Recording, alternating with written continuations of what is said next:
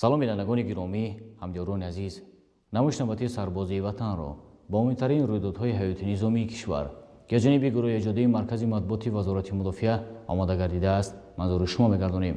вазорати мудофиаи кишвар дар баробари дигар сохторҳои дахлдор ҷиҳати пешгирӣ аз сироят наёфтани шаҳрвандони мамлакат ба бемории коронавирус ё худ COVID-19 ҳама тадбирҳои заруриро роҳандозӣ менамояд. нақсгузориши барнома дар ин мавзӯъ омода гардидааст. мутаваҷҷеҳ бошед. масъулини вазорати мудофиаи ҷумҳурии Тоҷикистон ба мақсади иҷрои саривақтӣ дастуру супоришҳои сарфармондеи олии қувваҳои мусаллаҳ генерали артиш Эмомалӣ Раҳмон оид ба пешгирӣ ва сироят наёфтани ҳама қишри ҷомеа аз бемории сироятии нави коронавирус яъни COVID-19 ҳама тадбирҳои заруриро идома медиҳанд.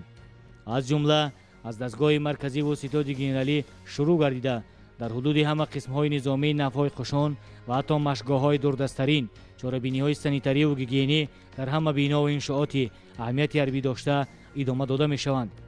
ҳайати шахсӣ изводҳои ғайриштатии қисмҳои ҳарбии гарнизони хатлон низ дар ҳудудҳои қисмҳои ҳарбӣ барои гузарондани корҳои безараргардонӣ оид ба касалиҳои сироятӣ сафарбар карда мешаванд. дар баробари гузарондани чорабиниҳои санитариву гигиенӣ дар ҳудуди қисмҳои низомӣ инчунин масъулини вазорати мудофиаи кишвар дар гарнизони хатлон низ тариқи техникаҳои махсуси зидди сироятӣ ва дигар асбобу лавозимоти соҳавӣ дар кӯчаву хиёбонҳои вилояти хатлон чораҳои зидди сироятиро амалӣ менамоянд. вузодҳои ғайриштатии ҳифзи радиатсиони кимиёвии биологи қисмҳои ҳарбии гарнизони хатлон ба ғайр аз корҳои безараргардонӣ дар дохилҳои қисмҳои ҳарбӣ дар кӯчаву хиёбонҳои гарнизони хатлон барои гузарондани корҳои безараргардонӣ ҳамарӯза ҷалб карда мешаванд. умуман масъулини қушунҳои хушкигарди қувваҳои мусаллаҳи ҷумҳурии Тоҷикистон дар гарнизони хатлон дар баробари дигар сохторҳои дахлдори ин вилоят барои безараргардонӣ ва пешгирӣ аз сироятёбии аҳолӣ аз бемории коронавирус ё худ COVID-19 саҳми босазои хишро мегузоранд. вузудҳои ғайриштатии ҳифзи радиатсиони кимиёвӣ ва биологӣ, қувваҳои ҳарбии ҳавоӣ ва мудофиаи зидди ҳавоӣ дар корҳои безараргардонӣ дар ҳудудҳои қисмҳои ҳарбӣ ҷалб карда мешавад. инчунин дар кӯча хиёбонҳои шаҳри Душанбе сафарбар карда мешаванд. инчунин масъулини қувваҳои ҳарбии ҳавоӣ ва мудофиаи зидди ҳавоӣ артиши миллии ҷумҳурии Тоҷикистон низ дар самти пешгирии ҳама бемориҳои сироятӣ ҳам дар дохили қисмҳои низомии ин навъи хушон ва ҳам дар кӯчаву хиёбонҳои шаҳри Душанбе аз худ саҳми босазо мегузоранд.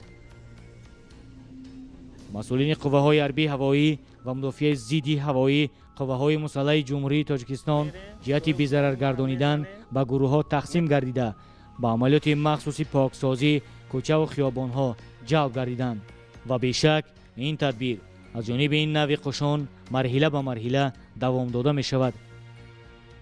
инчунин аз ҷониби вузоди ҳифзи радиатсиони кимиёвии биологӣ қувваҳои ҳарбии ҳавои мудофиаи зидди ҳавоӣ дар кӯчаву хиёбонҳои шаҳри Душанбе низ корҳои безараргардонӣ гузаронда мешаванд.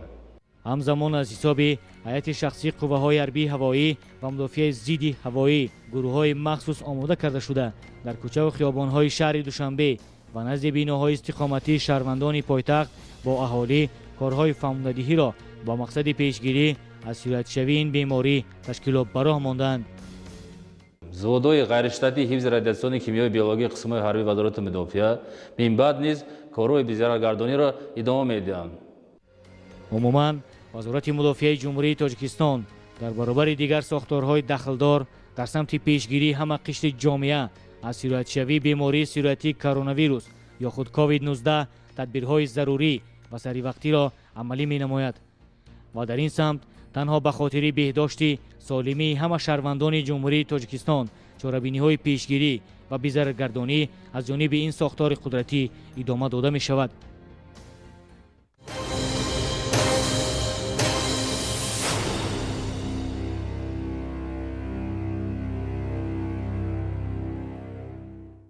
ба ҳайати қувваҳои мусаллаҳи ҷумҳурии Тоҷикистон гурӯҳи беш аз 200 нафараи афсарони ҷавон зам шуд.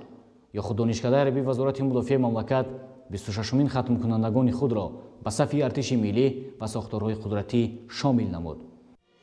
маросими бошкӯҳи дона ба муносибати хатми навбатӣ донишҷӯёни донишкадаи ҳарбии вазорати мудофиаи ҷумҳурии Тоҷикистон чун оини доимии низомиён بعد از صدا دادن سرود ملی شروع گردید. با امر مسئولین دانشکده مذکور و با قرائت فرمایش وزیر مدافع، هیئت ختم کنندگان این مؤسسه عالی تعلیمی حربی به مرکز میدان برگزاری چهاربینی برآورده شده. از طرف وزیر مدافع و دیگر افسران و استادان این بارگاه علم با آنها دیپلم ختم سپریده شد. قابل ذکر است که تحصیل در دانشکده حربی 4 سال را در بر گرفته آن به طور رایگان صورت میگیرد. در این مؤسسه عالی تعلیمی حربی افسران و استادان پرتجربه فعالیت دارند که از دانشجویان تنها آموزش فنهای دقیق نظامی را طلب نمایند. لحظه خیرباد نمودن افسران جوان بار آخر با بیرق جنگی دانشکده حربی برای حاضرین بسیار خاطرمان و دقت جلب کننده بود که این مراسم خیلی تاثیر بخش صورت گرفت. وطن خود صادقانه خدمت نکنه.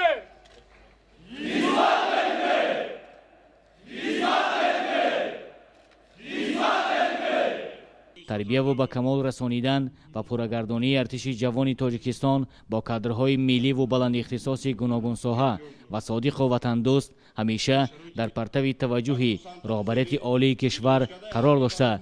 در این سمت تدبیرهای سودمند عملی کرده می شود. هر یک افسر جوانی در صف ایستاده باید رسالت مقدس وطنداری و فرزندی خویش را در نزد خلق و وطن و سرور دولت با احساس بلندی میهن پرستی و افتخار و سرفرازی از این مرز و بوم اجدادی درک نموده، همچون استادان علوم حرب و ضرب در آینده بهر تربیت سربازان جوان، تقویت دانش‌های نظریوی و عملی در ارتش ملی و برای دفاع از این سرزمین محبوب دائما آماده باشند. رسم گذشت حربی ختم کنندگان دانشکده حربی از نزد منبر، هیئت‌های رهبری و فرماندهی و افسران و استادان خویش یکی از آرایش‌های اساسی و انجام بخش این مراسم با شکوه ایدانه گردید. امروز دانشکده حربی را هیئت شخصی کورسانتان از روی 15 اختصاص با بهای خوب و اعلی ختم نموده با روی ادامه خدمت حربی به صف قوای مسلح جمهوری تاجیکستان روانه کرده می‌شوند. من معروف رامنالی تیمورویچ ختم کننده دانشکده حربی طول 4 سال است که در این دانشکده حربی وزارت مدافع جمهوری تاجیکستان تحصیل کرده و در بین هیئت شخصی زیاده از 220 نفر با دیپلم سرخ ختم نموده و من در نزد خود مقصد گذاشته وطن را همچون مردانوار و ماهرانه خواهم محافظت کرد و بر وطن خویش و بر ملت خود صافدلانه صادقانه خدمت میکنم. با اطمینان کامل گفته می توانیم که ختم کنندگان بر وطن خود خدمت میکنند و سوگند حربی خود دائما در چه شرط و شرایطی نباشد صادق میمانند. باید یادآور گردید که در دوران استقلالیت کشور در برابر پیشروی‌های جدی در همه سمت‌ها در دانشکده حربی وزارت مدافع مملکت نیز پیشروی‌های کلی ساحوی به میان آمد. در این راستا محض با دستگیری به واسطه سرفرمانده عالی قوه‌های مسلح دانشکده حربی وزارت مدافع دارای بینای مجهز با تمام شرایط‌های معاصر تعلیمی و هم معیشی و فراغتی بوده، برای زیاد نمودن تعداد محصلین در این دانشکده کارهای زیادی نیز تا این دم عملی می‌گردند. همزمان در پرتو توجه به واسطه پیشوای ملت سرفرمانده عالی قوه‌های مسلح امام رحمان وابسته به غمخواری ظاهر نمودند به یتیمان و بی‌پرستاران. عین حال در دانشکده حربی وزارت مدافع بیش از 50 نفر کورسانت که یتیم هستند به تعلیم و تربیه و نگاهبین دائمی فرا گرفته شدند. علاوه بر این سال 2018 در عرفه تجلیل از روز تأسیس یابی قوه‌های مسلح مملکت با اشتراک سرفرمانده عالی قوه‌های مسلح گنرال ارتش امام رحمان یک بینای نو تعلیمی دیگر یا خود فاکولته هواپیمایی دانشکده مذکور نیز مورد استفاده قرار گرفت. عموما در دوران این سالها محض با دستگیری سرفرمانده عالی قوه‌های مسلح در این مؤسسه عالی تعلیمی حربی یک قطار بنا و انشاءات مهم حربی، سیمخانه‌های تعلیمی، اتاق کاری افسران و استادان، تالارهای کشاد و برهوای فرهنگی و ورزشی، جای خواب برای تعلیم گیرندگان، خانه‌های خدمت معیشی و هم فراغتی هیئت شخصی، حجره‌های نوبتداری، اتاق‌های مخصوصی نگهداری سلاح و مهمات جنگی، میدانچه‌های گوناگون حربی و ورزشی و در مجموع تمام شرایط‌های خدمتی و معیشی، فراغتی و هم تعلیمی با معیار و با طلبات حاضر زمان حربی بنیاد و مورد استفاده قرار گرفتند. البته تامین چنین شرایط‌های موثر با آن خاطر است که دانش‌آموزان هنگام تحصیل و از بر کردن علم‌های حربی هیچ تنقیصی نداشته باشند و مهمتر از همه با آموختن فن‌های دقیق نظامی افسران کسبی و میهن‌پرست و صادق و وطندوست به کمال رسند و در سمت تأمین امنیت دولت و ملت، تحکیم صلح و وحدت، فضای تنجی و امانی و حیات آسایشته مردمان تاجیکستان عزیز دائما آماده باشند.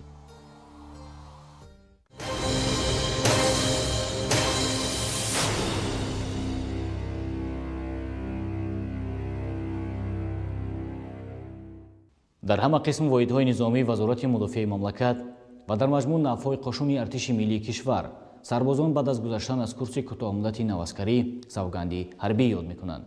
هفته سپری گشته در چند از قسم‌های نظامی نفهای قشون ارتش ملی مملکت مراسم سوگند یادکنی تشکیل و برگزار گشت. گزارش نوبتی ادامه بخش این موضوع است. مراسم سوگند یادکنی نواسکران مرکز تعلیمی قشون‌های خشکگرد وزارت مدافع نیز چون همیشگی با اشتراک فرماندهی نوع قشون و هیئت شخصی این قسم حربی دایر گردید. پس از وارد نمودن پرچم جنگی به میدان و صدا دادن سرود ملی از جانب هیئت شخصی، بیش از 150 نفر سرباز که کورس کوتاه مدت نواسکری را با موفقیت سپری نموده بودند، برای با تنتنه به جا آوردن مراسم سوگند حربی یک پای دیگر نزد کماندیران خود سوگند صداقت به وطن یاد نمودند که این افاده‌گر صداقت و وفاداری هر یک سرباز به خلق و ملت بوده. آمادگی او را بهر حفظ و حمایت و خدمت صادقانه به این سرزمین اجدادی نشان می‌دهد. ذکر باید کرد که نواسکران پس از قبول سوگند حربی با در نظر داشت قابلیت و مهارت و اختصاص داشته‌شان از طرف کماندیران و افسران قسم‌های نظامی با وظیفه‌های معین روانه کرده می‌شوند. از این لحاظ چون تعیینات فعالیت این قسم حربی آماده کردن متخصصان خرد نظامی برای قواهای مسلح است، در اینجا سربازان به کورس‌های کوتاه مدت آماده کنی راننده‌های ماشین‌های زیرپوش نظامی و متخصصان مهندسی و سپیاری جلب کرده می‌شوند. پس از با موفقیت یاد نمودن سوگند حربی و گذشت نظامی از جانب سربازان، مسئولین نوع قشون آنها را به مناسبت این روز فرخنده حیاتشان مبارکباد نموده تاکید داشتند که رشد و ترقیات و ثبات و آرامی دولت و ملت از جوانان هوشمند و دلیر بخصوص از محافظان آینده وطن که حفظ مرز و بوم آن را به ذمه میگیرند وابسته میباشد. هر یک خدمتچی حربی از سرباز قطاری تا افسر عالی رتبه با یاد نمودن سوگند شجاعت به وطن قول می‌دهد که تا آخرین نفس به خلق و دیار خویش صادق مانده با رعایت حتمی آیین‌نامه‌های قواهای مسلح در تامین امنیت کشور و ولایت قانون در جامعه خدمت می‌نماید.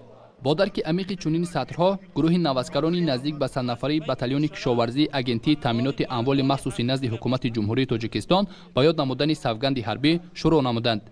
ضمن برگزاری چاره‌بینی پرشکوه هیئت راهبری این اگنتی و دیگر شخصان رسمی اشتراک کرده با این مناسبت صمیمانه شادباش گفتند. همین طور چون رمز دلیری و شجاعت و در نزد هیئت فرماندهی هر یک جوان پسری الکی بهر خدمت آماده بوده سطرهای سوگندنامه را به زبان آورده آماده باشی خویش را در نزد خلق و وطن و حفظ مقدسات آن نشان می‌دادند. قسم میخورم تا آخر نفس به خلق خود صادق باشم. نیرو و حیات خود را دریغ نداشته وطن را مردانه‌وار و ماهرانه مدافع میکنم.